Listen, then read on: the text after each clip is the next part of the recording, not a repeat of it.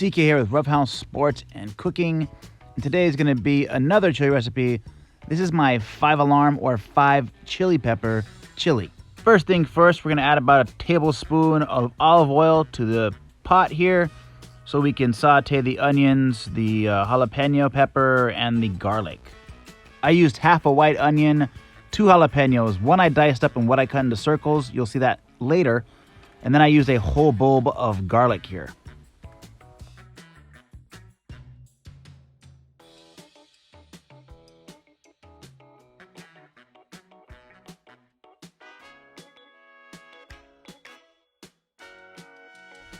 Today's meat, I'm using ground rabbit, so I'm going to try and brown the ground rabbit with the garlic, onions, and jalapenos here for a little bit before I move on to the next step.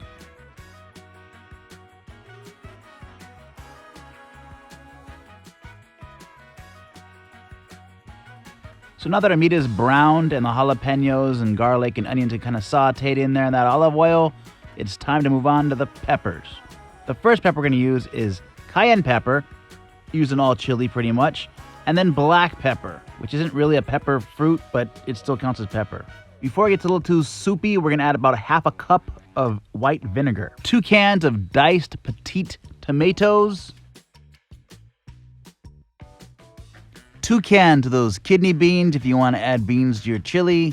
Next is a can of corn kettles. I'm using white corn this time. I've used sweet corn in the past. Next, I'm adding one of my garden's purple jalapenos. It doesn't really count against the 5 peppers I'm adding. It's just a jalapeno, but it's a purple one that I have. So I'm just going to slice it up with my sweet bell pepper as the 4th pepper. Peach Scotch bonnet is the 5th pepper. So we have the jalapenos, green and purple. We have the sweet bell pepper, the cayenne pepper, the black pepper, and a peach Scotch bonnet for the 5th pepper. Now, try not to use your hands when cutting this one up. Again, I cut it up into quarters. Teaspoon of the Better Than Bouillon. And then these sliced jalapenos. Now, to me, this just looks more aesthetically pleasing. And here we're going to add the bell pepper and the black jalapeno.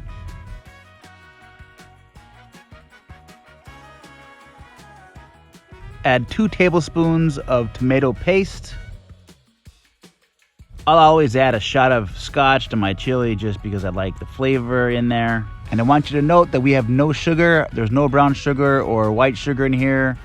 And then I just let it simmer for about 20 minutes and stir occasionally to get all the nice chili in the mix. Oh, I forgot to mention, also no salt in this chili.